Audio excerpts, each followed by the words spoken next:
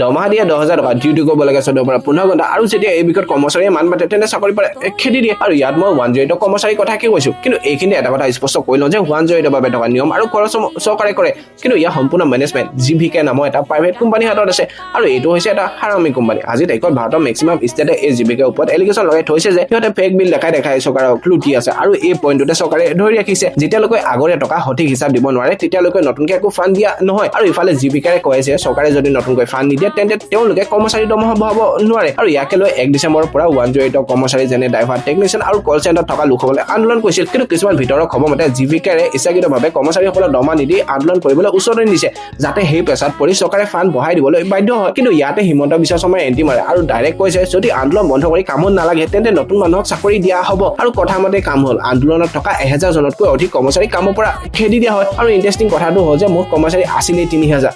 এটা সমস্যা আছিল কি, জিভিকাৰে পইচা খাইছে, কিন্তু ভুগিলে কোন সাধাৰণ ড্ৰাইভাৰখিনি, টেকনিচিয়ানখিনি, আৰু বিশেষকৈ টেকনিচিয়ানৰ অভাৱ হৈ আছিল, কিন্তু এতিয়া থকাখিনিকো খেদি দিয়া হৈছে। বৰ্তমান সময়ত যদিও এই সমস্যাৰ সন্মুখীন কেৱল 108 কৰ্মচাৰীসকলে হৈছে, কিন্তু বেছি দিন নালাগিব সাধাৰণ ৰাইজৰ সমস্যা হ'বলৈ, কিয়নো 108 এখন সাধাৰণ গাড়ীটো নহয়।